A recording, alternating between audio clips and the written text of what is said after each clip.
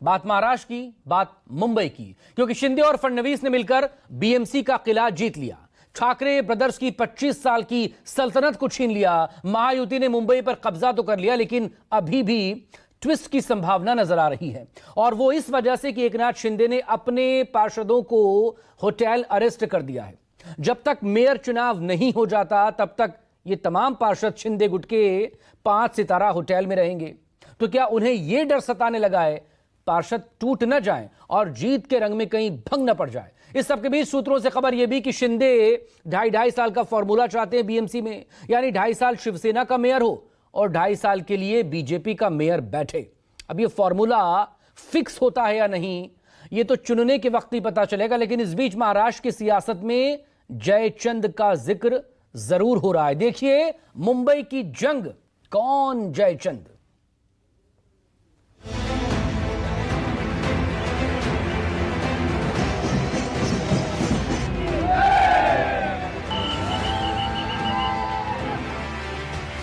BMC की जंग खत्म हुई तो बाजीगर बनकर बीजेपी हो गई और 25 साल से रहे किंग ठाकरे की कुर्सी चली गई। और महाराष्ट्र की महाभारत में बाजीगर बनने और कुर्सी जाने के केंद्र में एक नाम रहा, वो नाम है एकनाथ शिंदे, महाराष्ट्र के डिप्टी सीएम। शिंदे फडणवीस के लिए जहां सिकंदर बने, वहीं ठाकरे ब्रदर्स के लिए बीएमसी से निकाला की बड़ी वजह। बीजेपी के लिए नायक बने तो उद्धव की शिवसेना के लिए खलनायक। वही शिंदे जिसने पहले उद्धव की शिवसेना तोड़ी, सत्ता से बाहर किया, और अब बीएमसी हार की वजह बने। हार बड़ी है तो हमला भी बड़ा हुआ। बिना नाम लिए उद्धव गुट ने हार की वजह जयचंद को बताया।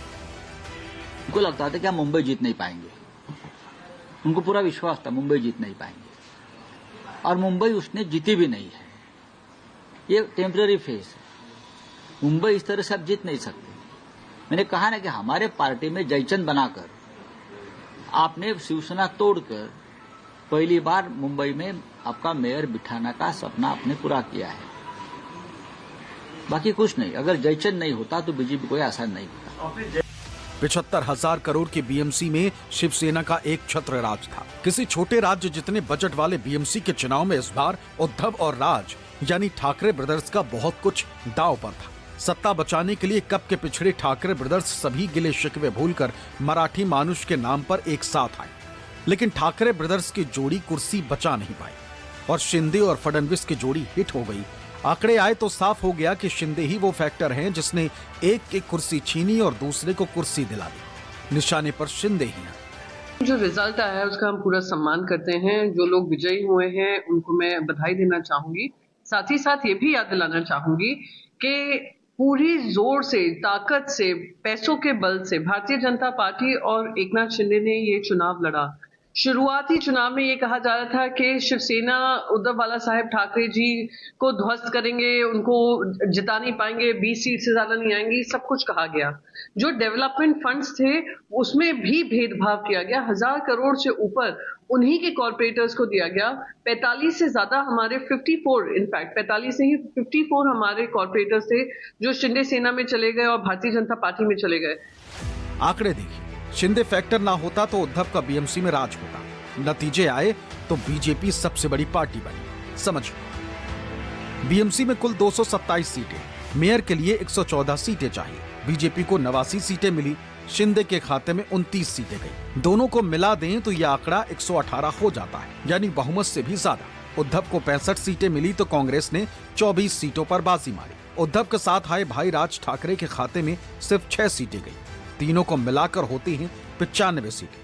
अगर शिंदे की 29 सीटें इधर होती तो यह आंकड़ा 124 पहुंच जाता, मतलब बहुत से भी काफी ज्यादा, और बीजेपी काफी दूर रहती। इसलिए शिंदे को टारगेट पर लेकर उद्धव एक साथ बीजेपी और शिवसेना पर निशाना साध रही। एक तरफ जयचंद जैसे शब्दों का इस्तेमाल कर रही है तो दूसरी तरफ बीजेपी पर धोखे से चुनाव जीतने का आरोप भी लगा रही है।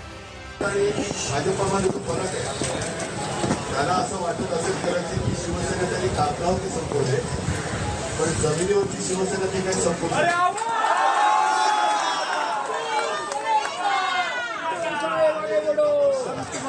हा फक्त कागदावरती राहिलेला आहे, जमिनीवरती राहिलेला नाही।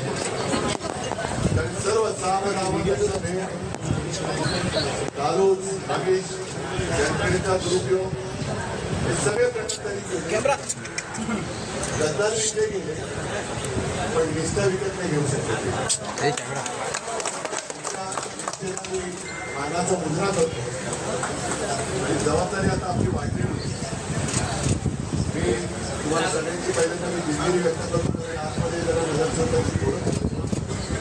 त्याला सुद्धा हेच सांगितलं की आता आपली कधी जबाबदारी वाढलेली आहे. आपला महापूर व्हायला पाहिजे हे तर स्वप्न आहेच. देवाच्या मनात असेल तर ते येईल.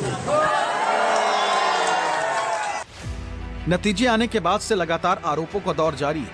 शिंदे गुट की तरफ से जवाब भी आया, लेकिन कहते हैं राजनीति में समीकरण जिसके पक्ष में सत्ता उसी के पक्ष में होती है. जिस व्यक्ति ने महाराष्ट्र के लिए इतना काम किया है, शायद संजय राउत जी को ये पचता नहीं है, लेकिन एकनाथ शिंदे जी को संजय राउत की सर्टिफिकेट की आवश्यकता नहीं, क्योंकि जनता का विश्वास है और जनता का प्यार है. शायद संजय राउत जी भूल चुके हैं कि 2019 में वो जाके बैठे कांग्रेस और एनसीपी के गोदी में. शायद वो गद्दार की बात करते हैं तो उन्होंने विचारधारा के साथ गद्दारी की.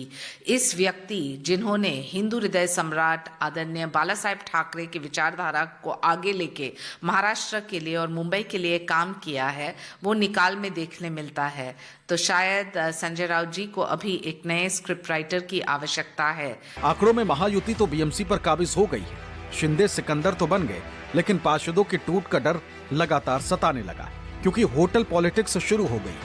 शिंदे ने अपने पार्षदों को मेयर चुने जाने तक होटल में रहने का आदेश जारी कर दिया. मेयर चुनाव के पहले कोई खेला ना हो, इसलिए शिवसेना शिंदे के 29 पार्षदों को 5 सितारा होटल में ठहराया गया है. दरअसल महायुति गठबंधन को क्लियर मेजोरिटी मिली है, लेकिन अगर विपक्ष एकजुट होता है तो वो बहुमत से 8 पार्षद कम रह जाता है. क्या एकनाथ शिंदे की शिवसेना से 8 पार्षद टूटकर अलग हो सकते हैं?